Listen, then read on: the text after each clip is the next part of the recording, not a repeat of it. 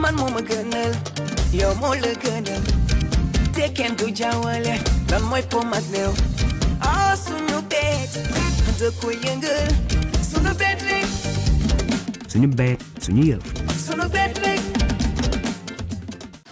Bonsoir, chers amis sportifs, bonsoir. J'espère que vous avez passé une très belle fête de Noël. Bienvenue dans le 6e numéro de Ñu Dem CAN. Allons à la CAN, ce n'est plus loin.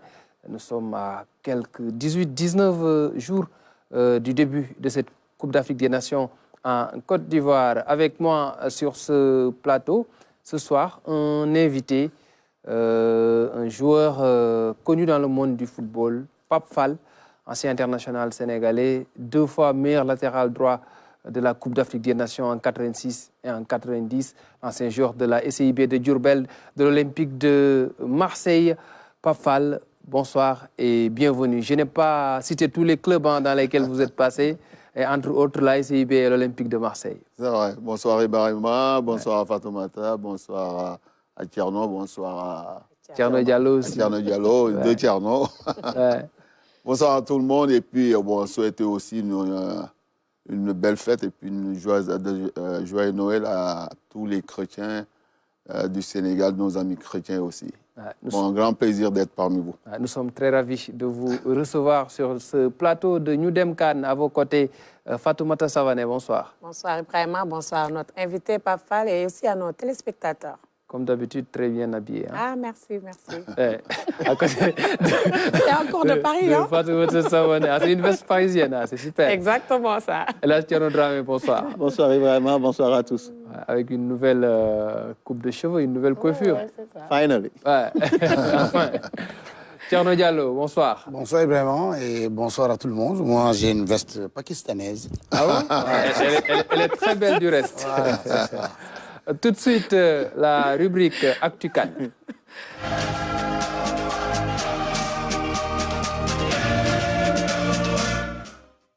Là, Thierno Dramé, la rubrique Actu CAN a de la matière ce soir. Ouais, de la matière, et on va surtout parler de nos lions, les lions du Sénégal qui se préparent avec de bonnes nouvelles.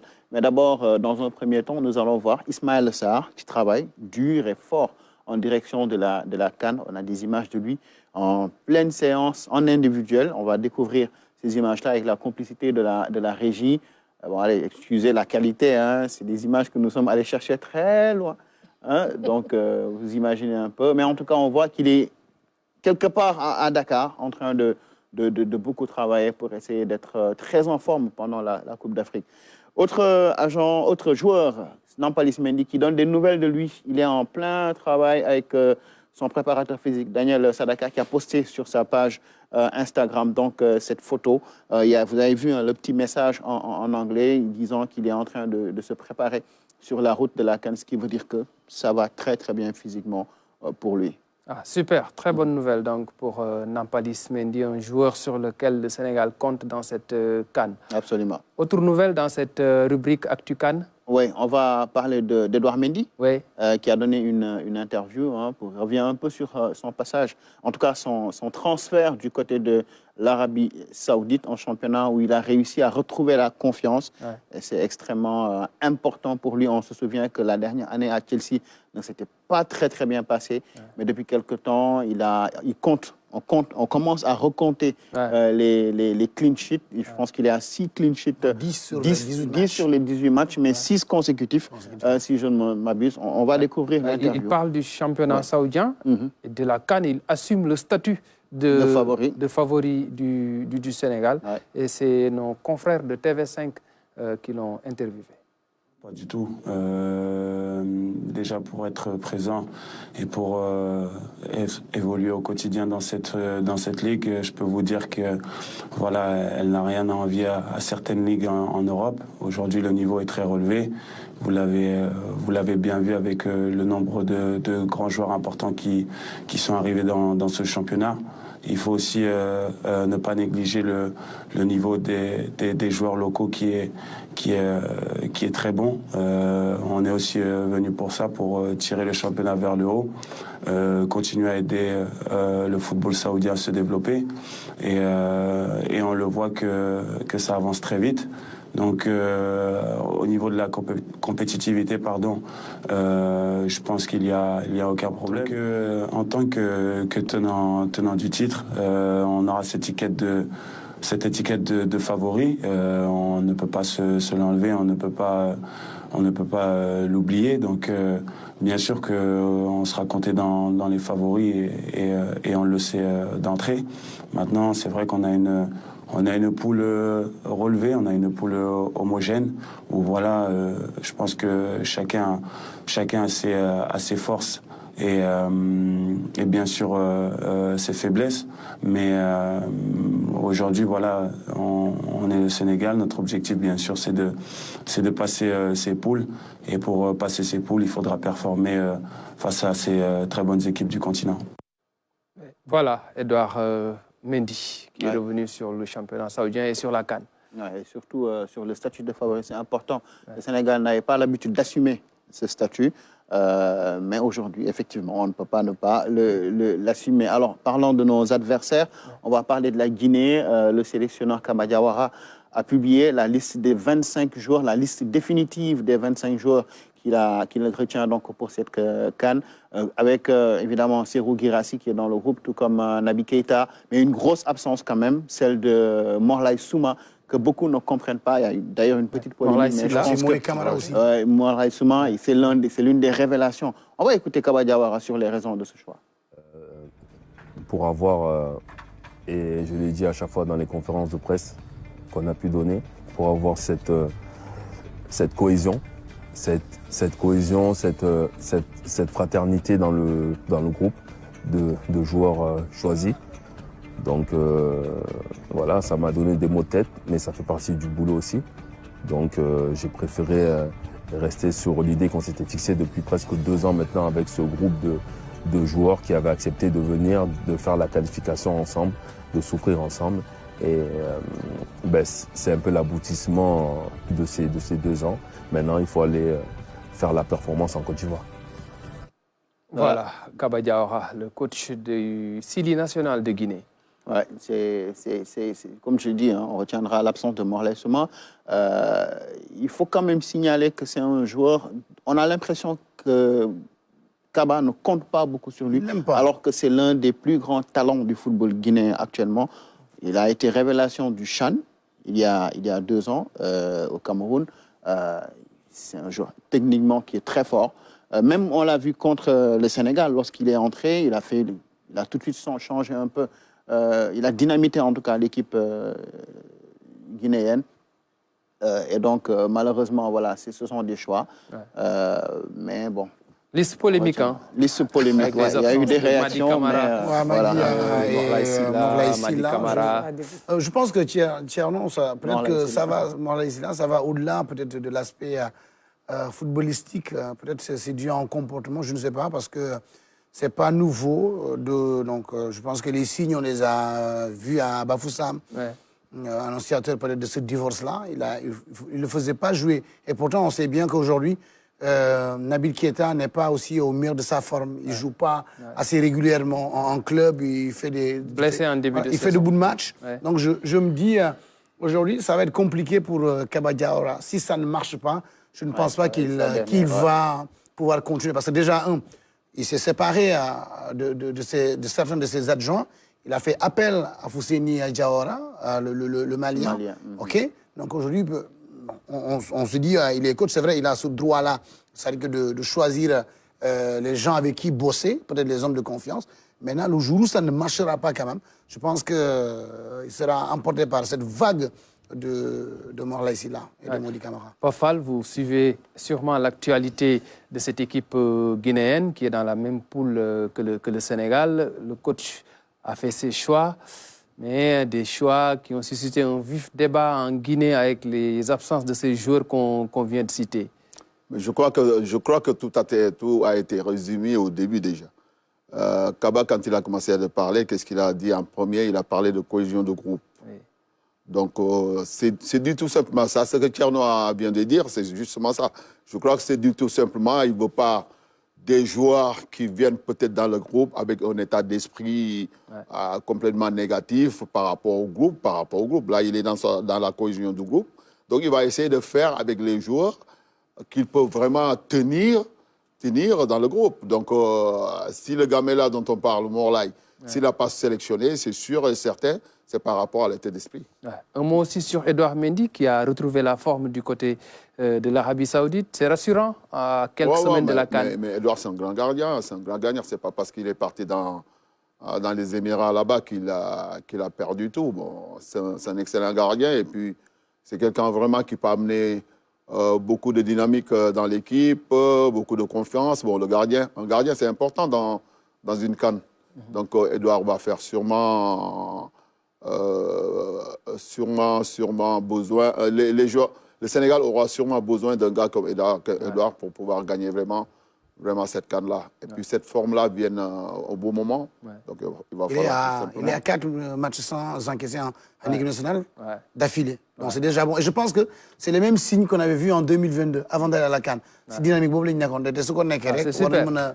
C'est super. Savané, ñu gis tamit Ismaïla Sarr moom ñëw na déjà Sénégal xam nañ ni France trêve la fi mu ne nii ñu gis tamit xibaar bu neex mooy Nampalys Mendy mu nekk ci préparation di waajal moom tamit Coupe d'Afrique parce que joueur la boo xam ne nii ci Coupe d'Afrique bii ñu génn ci boo doon tànn tey ñett wala ñeenti Sénégalais forcément da nga ko ciy boole. Non, Ismaïla Sarr moom c'est une valeur sûre ci sunu football moom defe naa pièce boo xam ne la mën nañu jàpp ne ci moment bi c'est une pièce boo xam ne c'est incontournable ci sunu équipe nationale parce que vitesse am ci aile bi ni muy duggee ci défense yi ak nu mu leen di affolé loolu ñun dañ ko soxla parce que day tax ku ci mel ni Sadio wala ku ci mel ni Boulaye Dia bu jotee bal boo xam ne moom accéléré na ko dina mën a marqué donc Ismaïla Sarr kenn la koo xam ni dafa important ci sunu système de jeu Nampalys aussi dañuy rafetlu li nga xam ni commencé na ko c'est-à-dire kon mi ngi am tan te it xam nañ ne si biir compétition bi buñ la sélectionné mën nga dem ba si biir nga gën a am tan parce que moom Ismaïla Sarr amoon na même chose en 2022 et je pense que loolu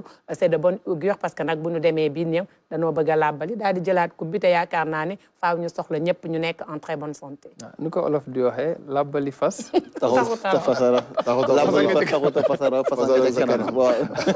Ah, super. À présent, la rubrique Focus CAN.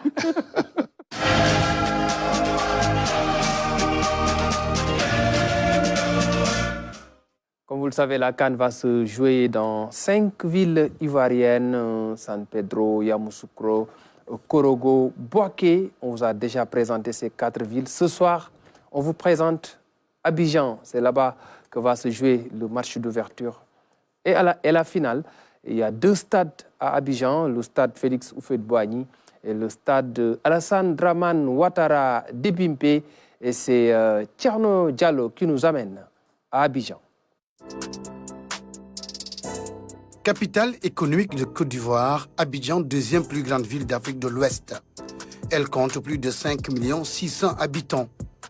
Les communes les plus connues de la capitale ivoirienne sont Treichville, Marcory, Cocody-Yopougon, Adjamé, Abobo et le Plateau. Abidjan se situe dans le sud du pays, au bord du golfe de Guinée. La ville jouit d'un climat chaud et humide. Les températures avoisinent souvent 27 degrés.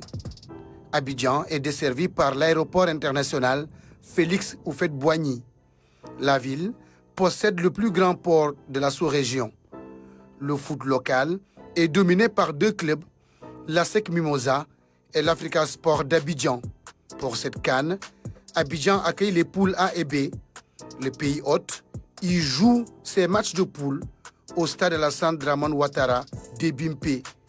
L'infrastructure de 60 000 places a coûté près de 87 milliards 500 à l'État ivoirien.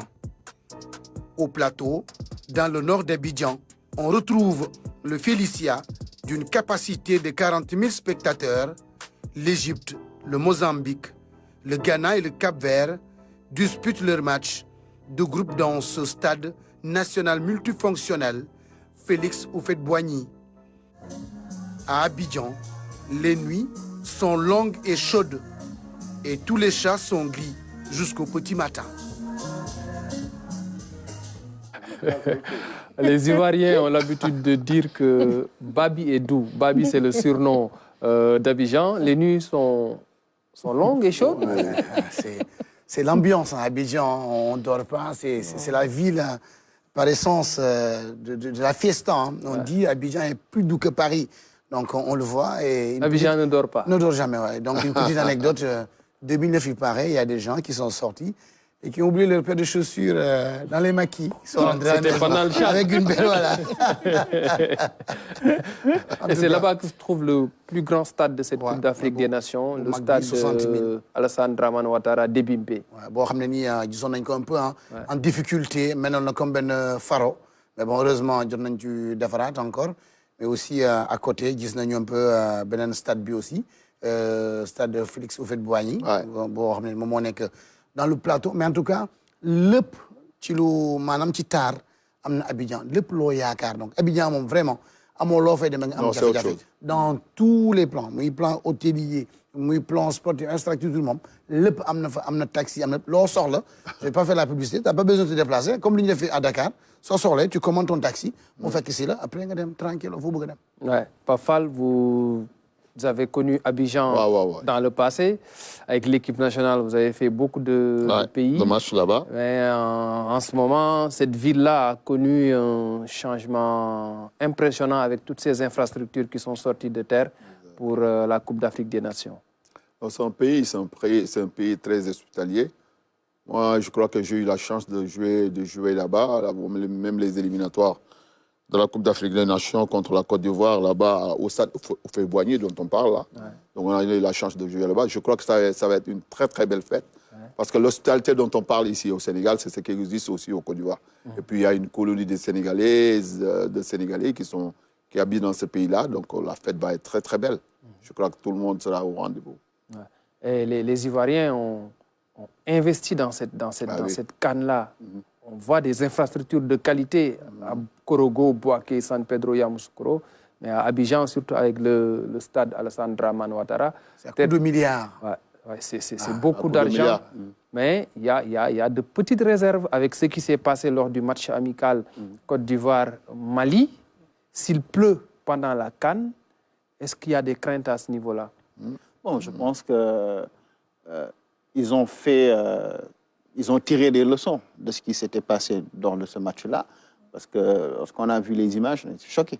Ça ressemblait à tout sauf à une pelouse de football. Mais je pense que c'est des choses qui arrivent. C'est un stade qui venait d'être inauguré. Il fallait, en général, on profite de ce genre de choses-là pour voir qu'est-ce qu'il y a à corriger et tout.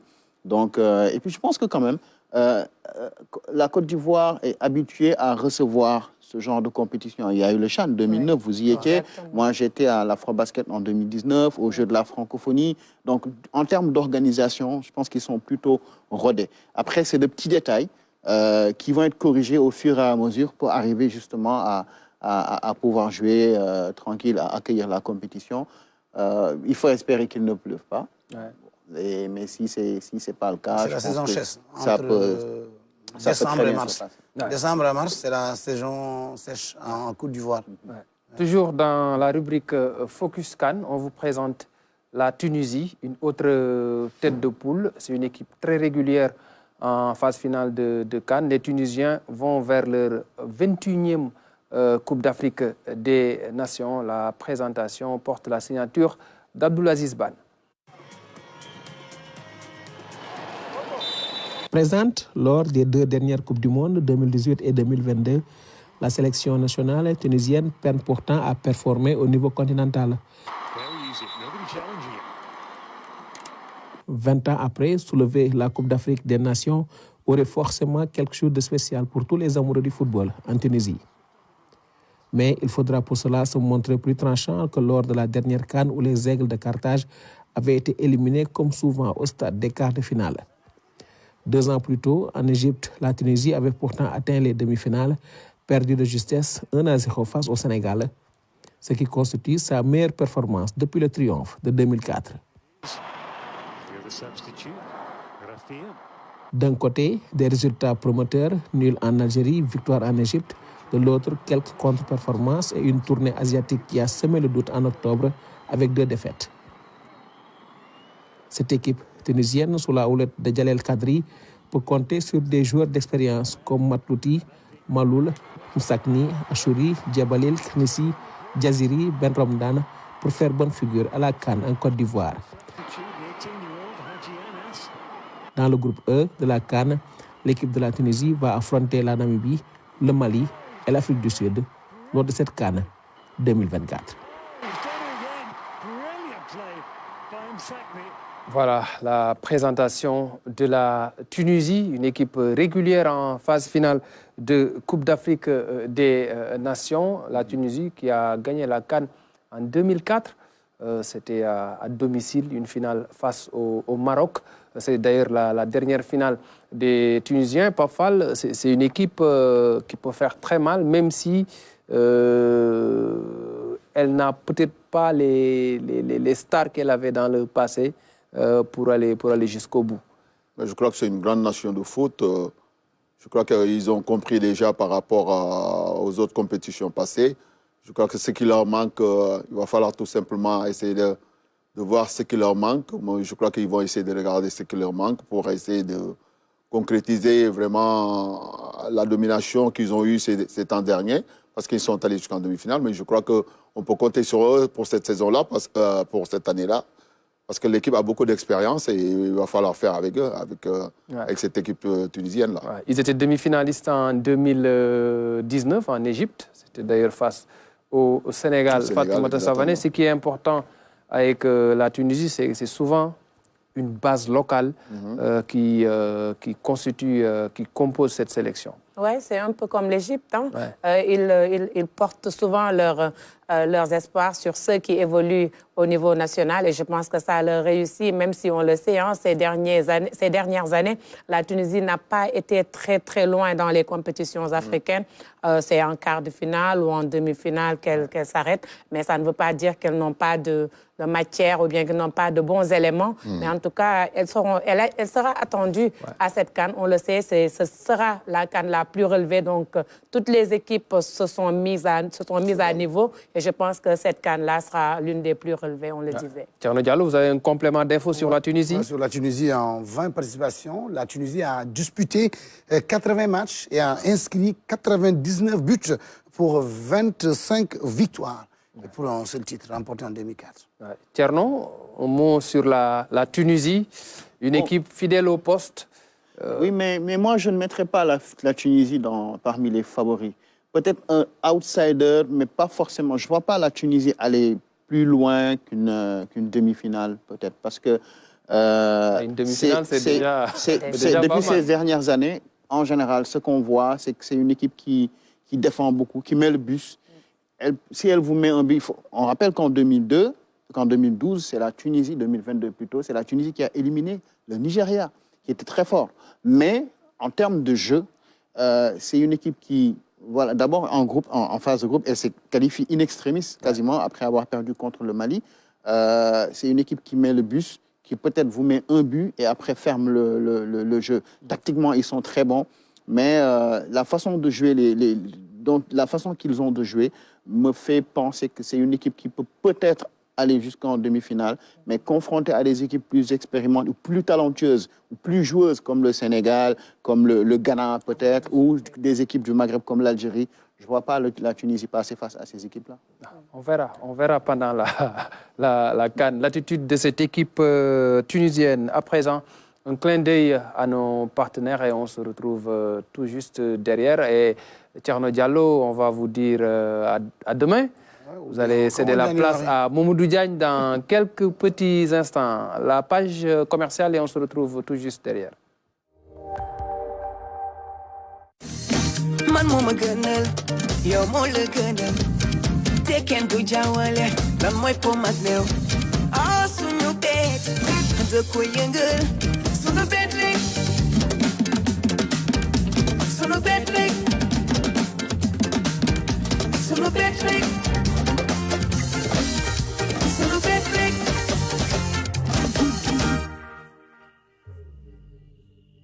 suñu bet, suñu yëf.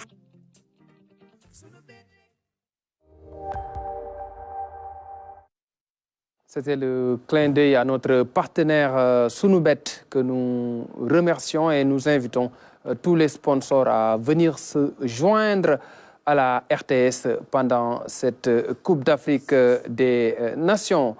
On enchaîne avec une autre rubrique.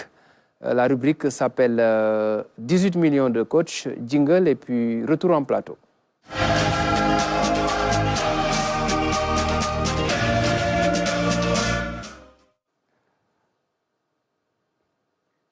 Cette rubrique 18 millions de coachs, Mamadou Samb est allé du côté du stade Iba Mar Diop et sur place, il a retrouvé des Guinéens et quelques Gambiens et il leur a posé des questions sur la poule du Sénégal parce que la Gambie, le Cameroun et la Guinée sont dans la même poule que les Lions du Sénégal. Lii la jëlee foofu ci stade Iba Mar Diop muy rubrique 18 millions de coachs ak Mamadou Samb mi dajee ak ay Guinéens ak ay Gambiens yu nekk fii ci stade Iba Mar Diop laaj leen lu ñu xaaraat ci poule bi ñu bokk ak Sénégal.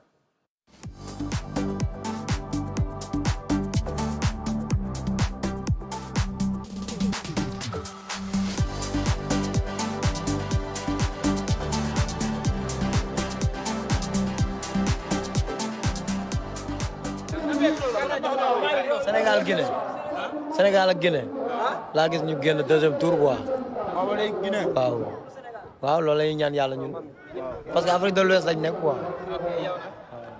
man tamit daal Sénégal Guinée laa gis daal waaw. non même pas nag mais nañ bàyyi xel nag Gambie waaw parce que Gambie benn noir ñaari équipe yëpp la à tout moment mën na def surprise waaw. dañ jàpp ni Sénégal ak Guinée yëpp benn la moo tax ñu ñëw ba fii di def fi suñu tournoi lépp benn la ñun ñëpp benn lañ ñi ñëpp benn lañ exemple Cameroun dañ ko def attention Sénégal. trois leaders yëpp laay wax nag nañ moytu Gambie daal. en tout cas daal poule bi moom poule bi dafa seey ku nekk sax mun na génn foofu noonu waaw bul xool si favori rek nga ne waa kii mooy génn wala kii nii en tout cas daal ku nekk mun na génn léegi football dafa évolué quoi waaw te Gambie tam boo xoolee dernier temps yi dañoo gën a baax dañoo gën a defar waaw voilà.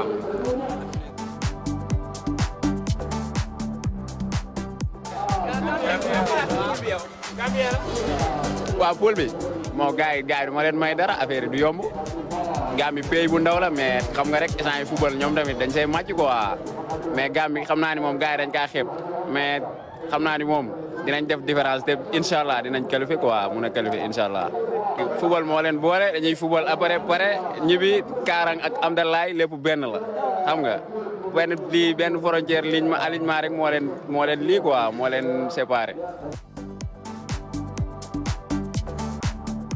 voilà ñeenti équipe yu xarañ la ñu dajale maanaam c'est-à-dire que nag am naa yaakaar si ñoom ñëpp mais nag bu dee dañ maa ne pour ma favoriser moom diggante Sénégal ak Guinée favoriser naa leen ci kaw gars yi voilà ñoom ñaar daal favoriser naa leen parce que nit ku nekk da ngay wax li nga gis quoi mais ñoom laa gis mais diggante Gambie nag Cameroun tamit xam naa ne carrément Gambie ay équipe bu jeune la ñu yor waaw Cameroun tamit yàgg nañ ko xam ngaate ngaa la Gambie ragal nañ ko ragaluñ ko xam nga bu la fàttee 2020 yooyu Gambie musoon na door Guinée 2 buts à 1 Banjul nu retourné en Guinée du def match nul mais bi yoon nag Guinée il faut nu xaw a yeewu tuuti mais noo ragal xam nga lu nu gën a ragal Sénégal la nu gën a éviter tuuti.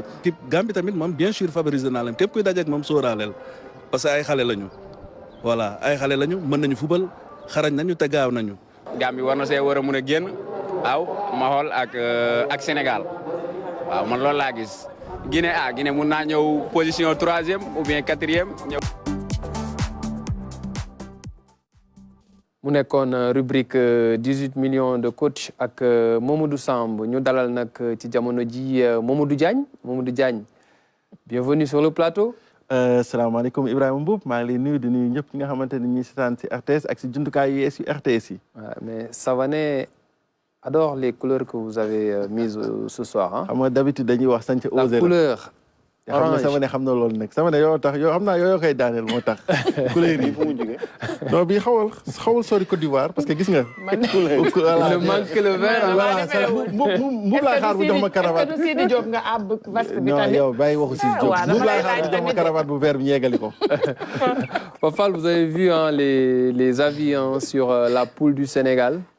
Vous, en tant qu'observateur, en tant que quelqu'un qui connaît bien cette compétition-là, comment vous voyez la poule du Sénégal dans cette CAN avec le Cameroun, la Gambie et la Guinée? Une poule, moi, je crois qu'un peu compliquée. Bon, je ne sais pas. Mais par rapport à la Guinée, par rapport au Cameroun, je crois que c'est deux nations de football. Donc, par rapport à Kaba, déjà, qui commence à beaucoup parler déjà. Donc, ça va être tout simplement, je crois qu'au combat, il va falloir tout simplement ne pas anticiper les matchs, prendre les matchs un par un, et puis essayer tout simplement de sortir de ce groupe-là. Je crois qu'avec le statut qu'on a actuellement, je crois qu'il va falloir tout simplement défendre ce statut-là. La Gambie, c'est beaucoup plus dans la formation, ils travaillent beaucoup plus dans la formation des jeunes. C'est une équipe aussi, il va falloir se méfier de ces équipes-là. L'essentiel, c'est de faire en sorte de respecter toutes ces nations-là et d'essayer de faire en sorte de sortir tout simplement de cette poule-là et puis aborder les autres matchs. Mais il ne faut pas qu'on anticipe. Il ne faut pas qu'on anticipe, qu'on essaye de prendre les matchs un par un, aborder les matchs un par un, essayer de les gagner. Je crois que si on est vraiment dans une forme maximale par rapport aux joueurs qu'on a, le seul problème, c'est que c'est tout ce championnat-là qu'on a, c'est tous ces matchs-là qu'on a mis en place en Europe qui fait que les joueurs, de temps en temps, ils sont excessivement fatigués. Bon, là, je vois qu'Ismaël, il est en train de travailler sur le plan de l'explosivité des âges. Ça veut dire qu'il n'est pas fatigué. Si on travaille l'explosivité, ça veut dire qu'il reste quelque chose dans les jambes. Et puis, ça, c'est le joueur idéal pour pouvoir nous gagner cette canne-là, Ismaël Sarr. Voilà. Et quelle est l'équipe que vous craignez le plus dans cette poule? Dans cette poule, je crois qu'il faudra mettre l'équipe camerounaise. Ouais. Parce que bon, ils sont revanchards par rapport à tout ce qui se dit au Cameroun. Ça, c'est notre rival numéro 1, le Cameroun. Ce qui se dit au Cameroun et tout. Moi, j'allais beaucoup au Cameroun. J'allais à Douala, j'allais à Yaoundé, faire des trucs comme... Mais ils sont vraiment, s'il y a un rival à dire, c'est bien le Cameroun. Donc il va falloir qu'on se prépare en conséquence par rapport à eux. Il y a Samuel qui est à côté en train de parler. Il y a Elhadji Diouf de l'autre côté là-bas. Donc cette rivalité-là, il va falloir y faire. Donc, mais je crois que ça va être, c'est surtout le Cameroun. Votre génération a réussi à battre le Cameroun en phase finale de CAN. C'était en 90. Vous y étiez. Exactement. Quelle était la recette que vous pouvez donner à vos jeunes la recette, je crois que pour ce match-là, on n'était pas très favoris par rapport à ce match-là. Mais on avait des joueurs vraiment qui étaient beaucoup plus dans l'engagement, sur l'agressivité. On avait des joueurs extraordinaires, des joueurs comme Moussandaou, les jeunes Moussandaou, des joueurs de qualité qu'on avait. Donc on n'avait pas peur de ces équipes-là à cette époque-là, parce qu'on avait une équipe capable de gagner les CAN, que ce soit en 86 ou 90, on avait une équipe capable de gagner les CAN. Donc on n'avait pas aussi peur de ces équipes-là. Il va falloir tout simplement aborder ces matchs-là et puis défendre ce statut-là qui est champion d'Afrique et puis essayer d'y aller avec combativité, beaucoup d'agressivité et puis beaucoup d'engagement pour essayer de gagner ces matchs-là. Puis les joueurs, je crois que les Sénégalais, les joueurs qu'on a actuellement, ils sont capables de gagner ces genres de matchs. Je rappelle que notre invité Pafal a été élu 2 fois meilleur latéral d'Afrique en Coupe d'Afrique.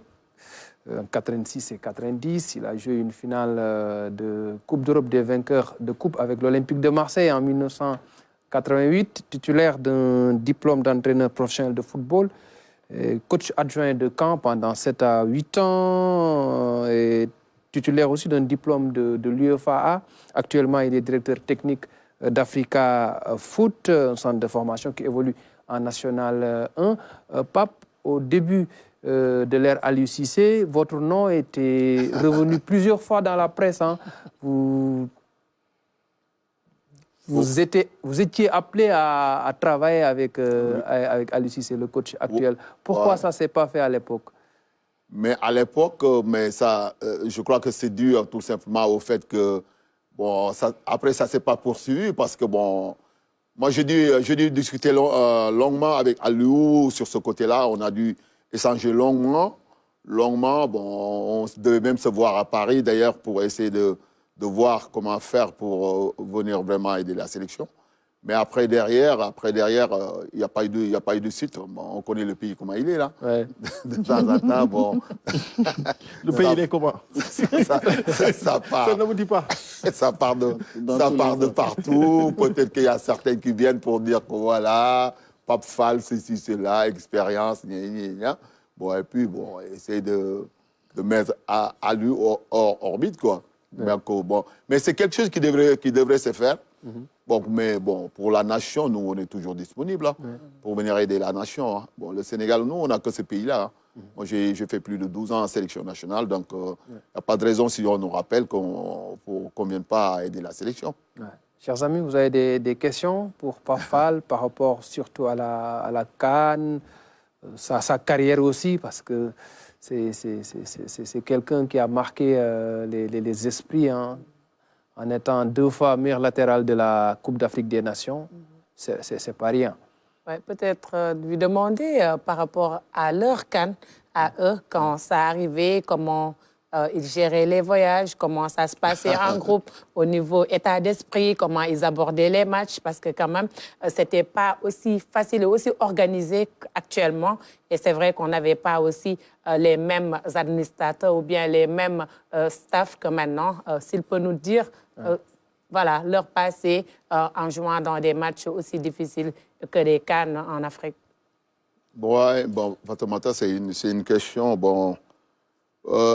notre génération, à nous, c'était un groupe de copains, un groupe d'amis. Donc, on était beaucoup plus des passionnés qu'autre chose. On n'était pas trop sur le côté financier, argent, les trucs comme ça. Tout ce qui nous intéressait, nous, à notre génération, à nous, c'était que l'Aïdiaou, ou à l'époque, disait ton nom à la radio ou bien à la télé. Ça faisait vraiment le truc du quartier et autres. Donc, ça faisait déjà une star dans le quartier. Ça faisait le buzz. Voilà, le buzz. Donc, ça faisait une grande fierté, les trucs comme ça. Et puis, les matchs, nous, on venait, non. Si c'était les regroupements qu'on avait, on était parfois à l'hôtel Croix du Sud ici, ou de temps en temps, on nous mettait dehors parce que, je sais pas, on n'a pas payé ou quoi que ce soit. Oh là là, qu'est-ce qu'on a galéré avec la sélection. Les voyages dans les aéroports, les voyages dans les aéroports. Escales, on a passé des nuits dans les aéroports. Je me rappelle quand on partait sur le Zimbabwe, comme disait Fatoumata, on partait sur le Zimbabwe, on arrive à Harare, au Kenya, là-bas, on nous dit que l'aéroport est fermé et qu'il n'y a pas de connexion pour partir sur Zimbabwe. On a passé la nuit là-bas, avec les caisses, avec nos sagadora, dormir et puis attendre que le matin se lève pour pouvoir rentrer dans l'avion et aller jouer. Maintenant, cette génération actuelle, si tu leur fais ça, mais maintenant, ça va créer beaucoup. Ils vont retourner dans à l'époque aussi, il n'y avait pas de vol spéciaux. On reviendra sur ce passé-là parce que nous avons une belle surprise pour vous dans Histoire de CAN dans quelques minutes. À présent, la rubrique Les étoiles de la CAN.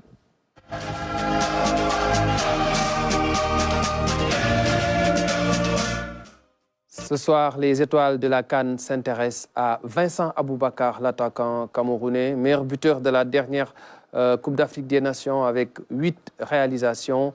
L'attaquant de Beşiktaş en Turquie, qui est en conflit avec son club actuellement, a les yeux rivés sur la prochaine Coupe d'Afrique des Nations. L'enfant de Garoua est un véritable renard des surfaces. Son portrait avec Fatoumata Savané.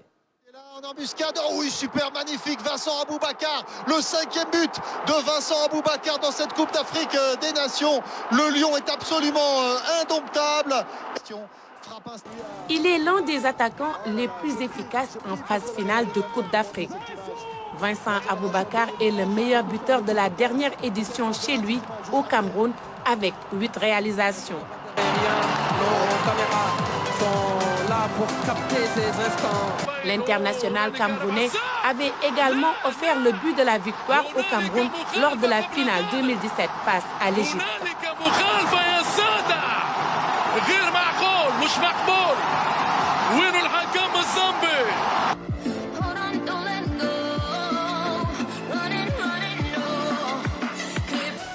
l'ex-sociétaire de Al Nassr compte désormais 9 buts dans l'histoire de la CAN. Après un passage au club Coton Sport de Garoua du Cameroun, Vincent Aboubakar a rallié la France où il a évolué à Valenciennes FC, mais aussi au FC Lorient où il sera le deuxième meilleur buteur de la Ligue 1 derrière Zlatan Ibrahimovic. Il avait alors marqué 16 buts, 32 matchs. L'attaquant a également joué à Porto avant de poser son baluchon à Beşiktaş en Turquie.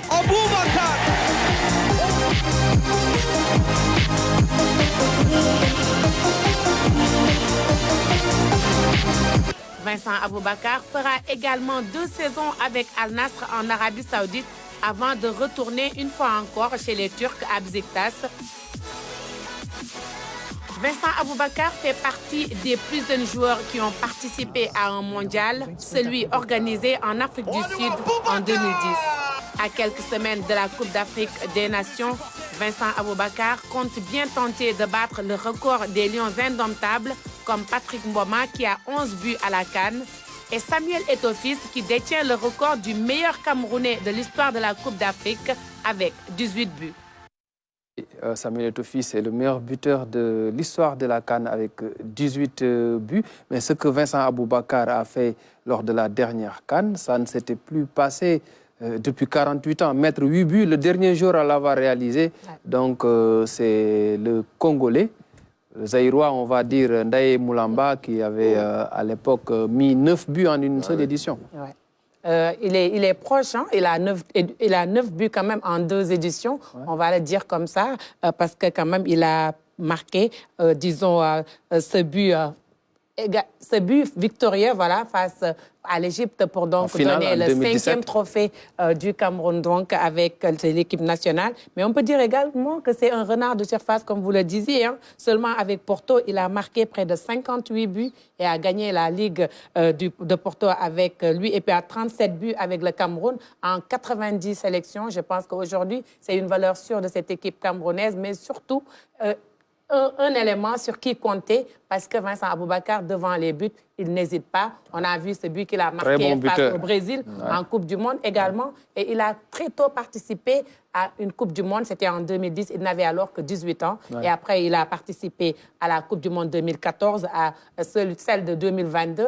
Et bien sûr, avec toute cette expérience accumulée aujourd'hui, je pense que c'est un élément sur lequel Rigobert Song va sûrement compter dans cette CAN et il faut en avoir peur, hein, puisque là, il est en forme, même si, on le disait tout à l'heure, avec Beşiktaş, il a des soucis avec le staff, donc il est parti, il est revenu et là, sur le coup, il ne peut pas dire qu'il va laisser son club, mais ce qu'on va retenir, c'est qu'il va aller à la CAN, il fait focus aujourd'hui sur la CAN en attendant de revenir pour voir où est-ce qu'il en est, mais actuellement, tout son esprit, c'est cette Coupe du Monde et c'est cette Coupe d'Afrique. Et on le sait, en Côte d'Ivoire, ils seront également attendus, les Camerounais, entre cette rivalité qu'ils ont. Donc voilà, ce sera sûrement une Coupe d'Afrique très disputée. Vincent Aboubakar, qui aura 32 ans pendant la CAN, il est né le 22 janvier 1992. Et là, Thierno Dramé, un mot sur Vincent Aboubakar, qui est critiqué en ce moment au Cameroun. À la lumière de ses dernières prestations, il n'a pas été très flamboyant, mais il reste l'un des... Il fait partie, j'ai retrouvé le terme, des meilleurs attaquants du continent. Ouais, vous avez dit un mot, je dirais phénix. C'est le genre de joueur qui renaît toujours de ses cendres. À chaque fois qu'il est donné pour mort, il revient au-devant de la scène. Parce qu'en fait, ce qu'il faut rappeler, c'est qu'en 2017, dans cette finale contre l'Égypte, il est entré en cours de jeu. Parce que quasiment pendant toute la compétition, il a été laissé sur le banc. Lui, tout comme Nicolas Nkoulou, qui avait marqué le but égalisateur, considéré comme, entre guillemets, vieux à 26 ans. Ça n'a pas de sens. Mais c'est lui qui offre le trophée au Cameroun.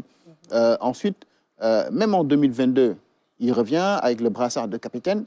Il marque beaucoup de buts. Malgré ça, il a été critiqué parce que tout le monde pensait ou tout le monde disait que le Cameroun irait au moins jusqu'en finale.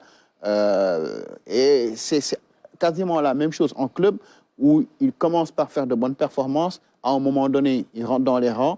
Et c'est justement quand on pense qu'il est fini qu'il revient encore plus fort. C'est pour cela qu'il est dangereux.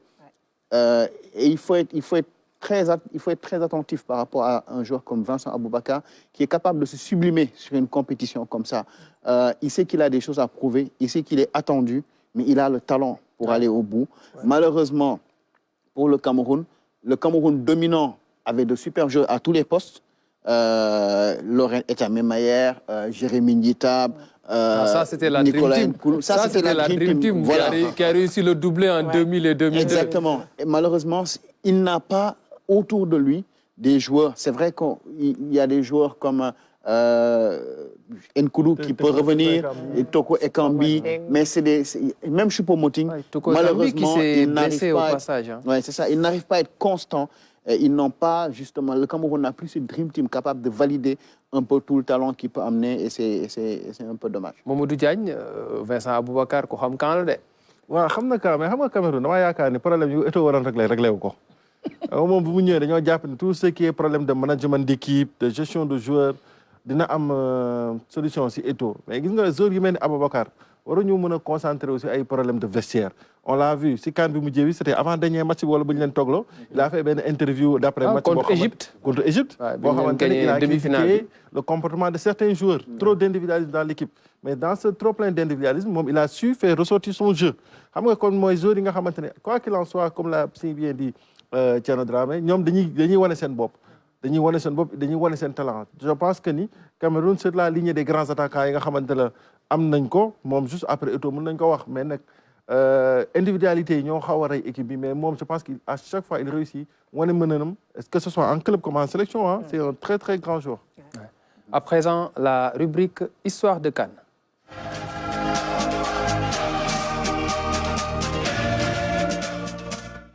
Et on a réservé une belle surprise ce soir à notre invité Pape Fall qui fait partie de la génération de Caire 86. Pape, on va vous montrer à nouveau ce match d'ouverture, le but et la fin de match. Le Sénégal qui domine l'Égypte en match d'ouverture sur le score d'1-0. C'était au stade du Caire en 1986. C'est une séquence historique, un match qui a marqué l'histoire de notre football.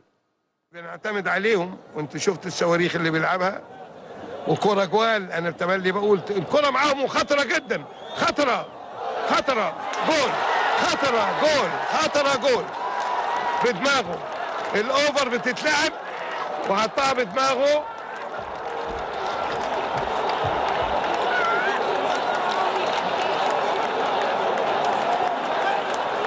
واحد صفر للسنغال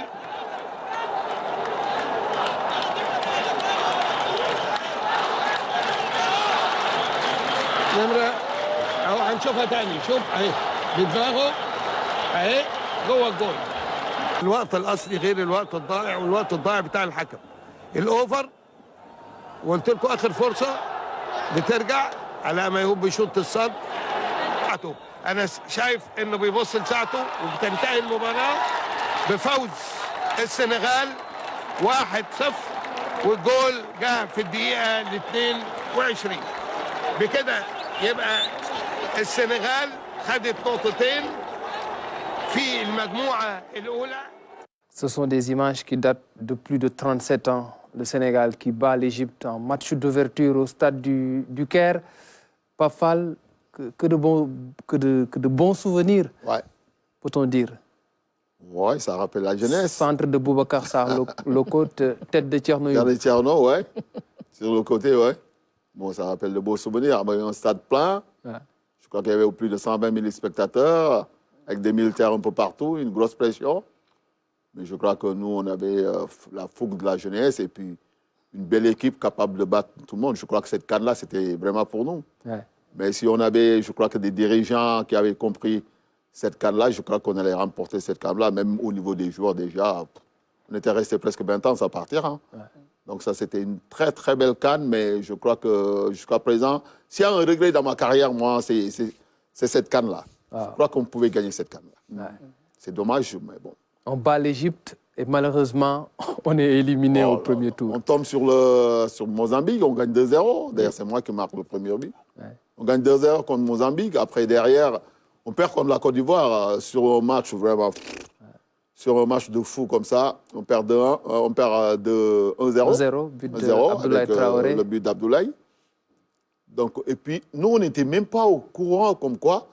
Je crois qu'à cette époque-là, si on savait même si on faisait un nul, qu'on allait vraiment se qualifier, mais il va falloir jouer les nuls. Mais à cette époque-là, moi, j'étais encore local. Hein. Moi, je jouais ici à la STIV de Diourbel. Je crois qu'à cette époque-là, si on était vraiment dans des professionnels, je crois qu'on aurait dû gérer ce match-là et puis essayer de voir comment même trouver un point pour essayer de se qualifier. Mais c'est après ce match-là, c'est après le nul, arrivé à l'hôtel, qu'on a su qu'on était éliminé. Hein. Qu'on était éliminé. Hein. Nous, on ne savait pas qu'on était éliminé. Hein. Les dirigeants ne savaient pas, le staff ne savait pas, vous ne saviez pas. Personne ne savait rien du tout. Le gars qui dit qu'il savait, ce n'est pas vrai. Personne ne savait rien du tout. On était à table en train de dîner. C'est au moment où Pape Diop il se lève, feu à son âme, là, paix à son âme, Pape qui se lève. Qui était le coach. Oui, avec Guérim Diagne, les deux sont partis.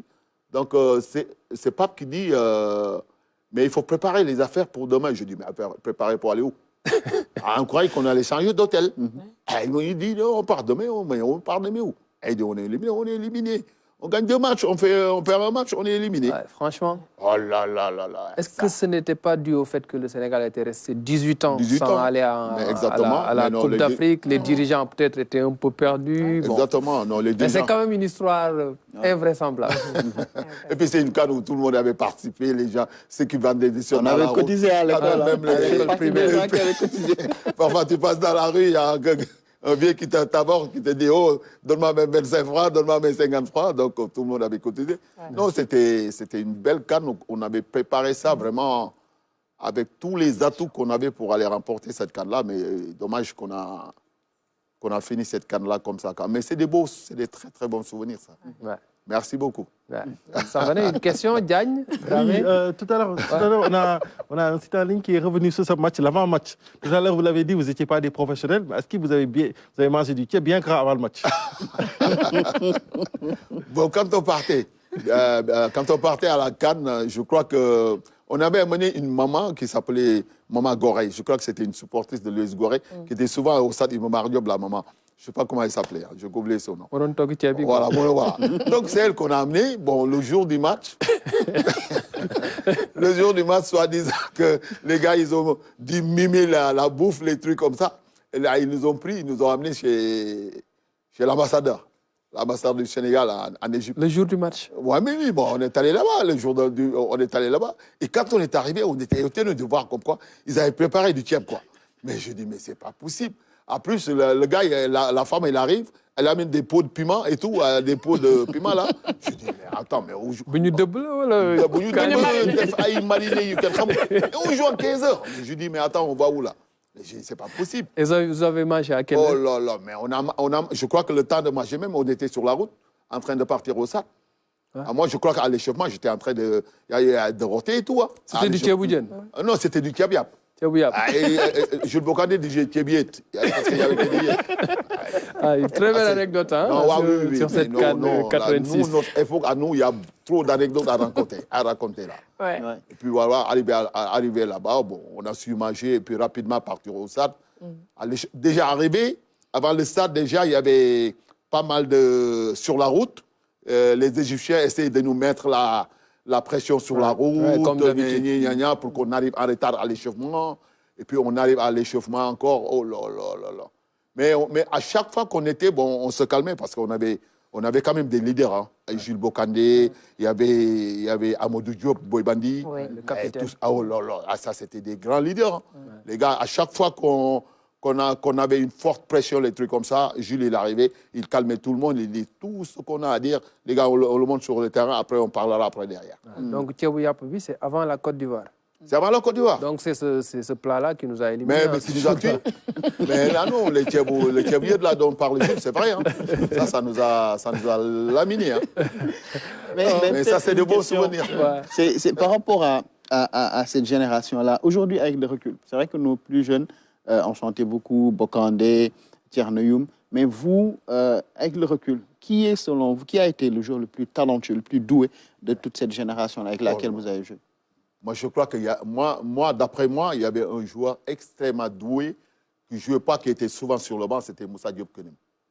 On avait Moussa Diop Kenem, extrêmement, très, très fort, très, très doué, techniquement très, très fort. C'est d'ailleurs lui qui a mis le troisième but quand on a joué contre le Zimbabwe, là. Ouais. C'est lui qui a mis le Dakar, il a fait une très bonne rentrée. Moi, il y a quelques semaines, j'ai revu le match en entier, mais c'est vraiment... Lui, c'était un talent pur. Hein. Ouais. Il était faible et tout, comme ça, mais attention, techniquement, hyper fort, hyper fort.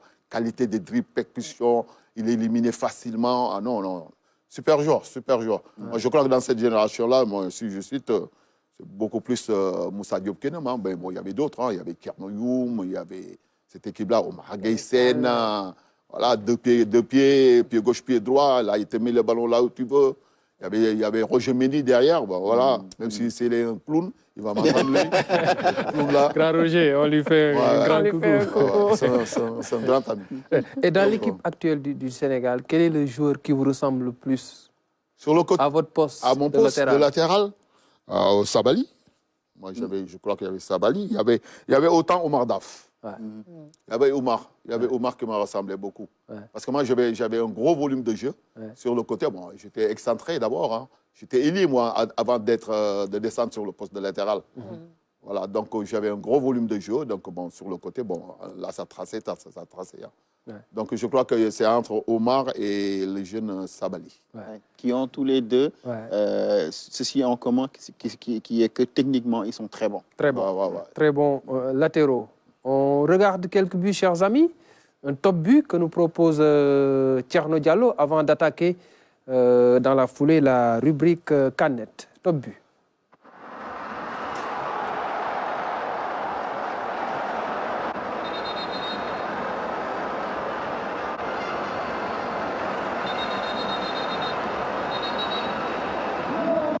Youssouf Machangama, c'était pendant la CAN 2021, jouée en 2022 au Cameroun. À présent, la rubrique Canette.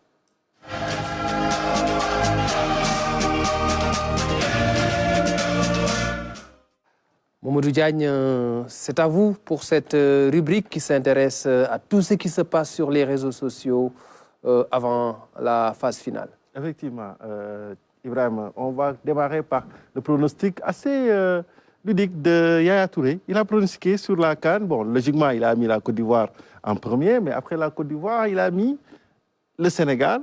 Après, les deux autres sont Guinée-Bissau. Il a pronostiqué Guinée-Bissau. Les gens se sont demandé, bon, pourquoi la Guinée-Bissau? Il a dit que oui, ils ont fait un très bon parcours. Il y a de bons joueurs, notamment leurs hommes forts qu'on appelle Georges Fernando Barbosa, qui est un très bon joueur notamment, et il a dit qu'ils ont fait un très bon parcours durant les éliminatoires.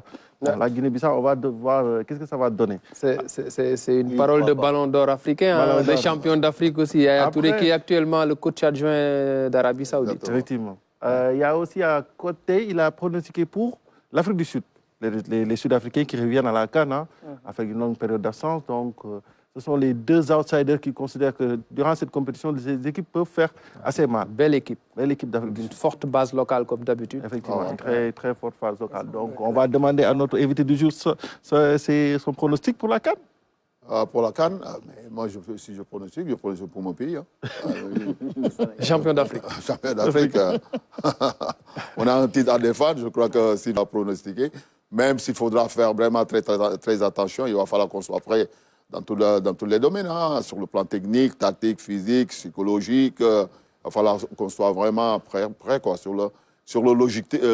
Je crois que tout doit être prêt normalement pour pouvoir aborder cette CAN-là, quoi. Moi, ce qui me chagrine un peu par rapport à la CAN, surtout, c'est par rapport à l'état physique des joueurs.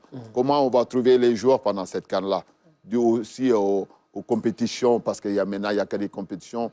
Maintenant, ils viennent de mettre encore une super ligue de je ne sais pas quoi, là encore. Compétition de plus encore, l'argent. Voilà, il n'y a que des sous, ils ne regardent pas l'intégrité physique des joueurs. Il n'y a rien du tout, ils ne regardent que le côté sous. Mais non, et ça, c'est dommage, c'est dommage.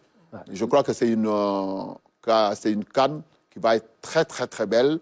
Et puis, une CAN où, bon, je crois que l'équipe qui sera le plus près mentalement, beaucoup plus sur le plan mental, mais sur le plan surtout athlétique aussi, physique, agressivité et tout, je crois qu'elle remportera sûrement cette CAN-là. Il va falloir qu'on soit prêt. Ouais. Mamadou Diagne, vous avez une dernière vidéo à nous proposer. Avant la vidéo, c'est tout à l'heure, Thierno Dramé mi ngi doon wax cotisation yi ñu doon cotiser jamono ñoom Pape Fall yi 86. Cette fois-ci, c'est nos très chers amis gambiens. 86, je n'étais pas encore préparé. Il me doit 86, on déconne. Nos très chers amis gambiens à qui ils ont fait un appel en contribution à tout le peuple gambien pour qu'ils se réunissent pour contribuer, pour préparer cette CAN. Donc, Gambien yi, ben dalasi, ñaari dalasi, ñetti dalasi, bo leen am, ngeen def ko ci caisse bi, yóbbu ko pour préparer cette CAN. Parce que l'État donne. Opération bi mu tudd. Voilà, opération yokk cere dolli. Opération yokk cere dolli ñeex. Nos frères gambiens ne badinent pas. Non, ils badinent pas.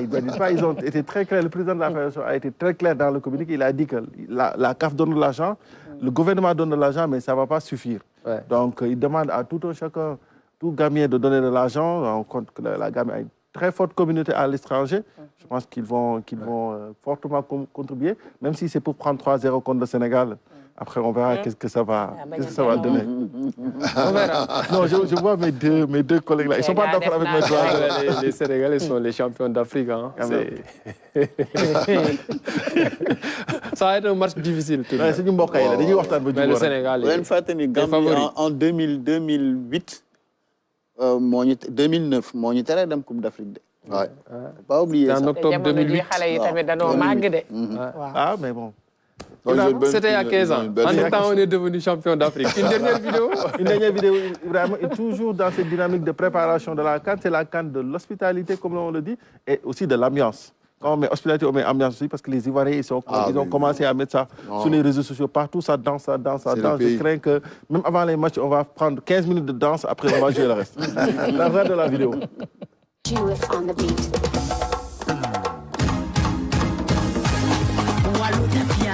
La Côte d'Ivoire Baki.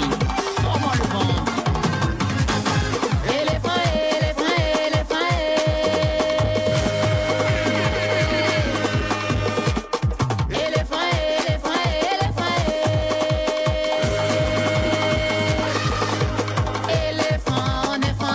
Éléphant est là pour mettre KO. La bonne musique, hein? Ouais, de la bonne musique. Oh là là. La bonne musique, franchement. Je pense qu'à Abidjan, à Babi, les gens vont bien s'amuser. Sur et en dehors du terrain. Babi est doux, hein, comme disent nos amis ivoiriens. Comme on dit. Ah, ça va, hein? Tu as bien lorgné, non? Merci, Ibrahim. Merci pour cette rubrique Canette Mamadou Diagne. Nous arrivons au terme de cette émission. Merci à El Hadji Thierno Dramé. Merci à Fatoumata Savané. Merci à Pape Fall. Merci de nous avoir fait l'amitié de venir sur le plateau de New Dem Can. On va se donner rendez-vous peut-être après la compétition pour célébrer le doublé du Sénégal. Sûrement. Inch'Allah. Il faut prier pour faire une petite dédicace à un jeune là, qui est avec moi là, comme éducateur. Il s'appelle Malik El Hadji Malik Koraya. Je lui fais une petite dédicace et puis faire une dédicace à ma famille, ma femme et à mes enfants. Voilà, merci beaucoup. Merci, Pape Fall. Merci à toute l'équipe technique. Omar Ndiaye était à la réalisation. Merci à vous, chers amis téléspectateurs. Passez une excellente fin de soirée.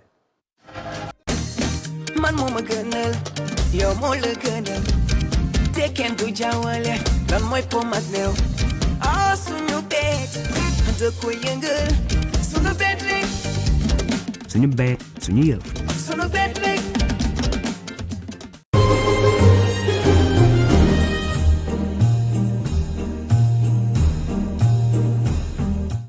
Allez, Sadio face pose le ballon à Gabaski. Qui prend de l'élan. Il prend beaucoup d'élan. Il est poussé par tout un stade. Sadio Mané. Et voilà, c'est terminé.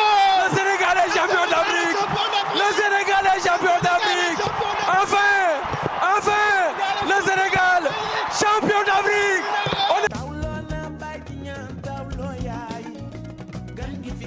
Premier bébé de l'année, la RTS, initiatrice de l'événement, célèbre la venue au monde du premier bébé de l'année 2024.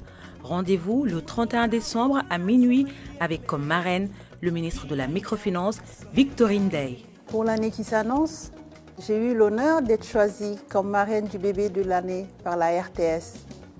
Je tiens à exprimer ma gratitude au directeur général, mon frère et ami, M. Racine Talla, ainsi qu'à l'ensemble du personnel de la RTS pour cette marque de confiance. Premier bébé de l'année, un instant unique et précieux de partage entre la RTS, la marraine, le public et les partenaires. J'invite mes amis, collègues, maires et ministres, collaborateurs et toutes les bonnes volontés à se mobiliser pour accorder un bon accueil et accompagner dans ce monde notre premier bébé de l'année 2024. Qui sera le premier bébé de l'année 2024? C'est à vivre le 31 décembre en direct sur la RTS et ses différentes plateformes.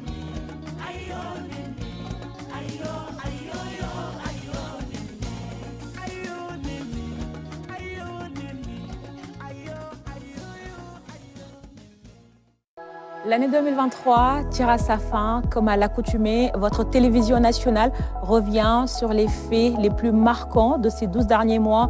Politique, environnement, sport, culture ou encore les grandes réalisations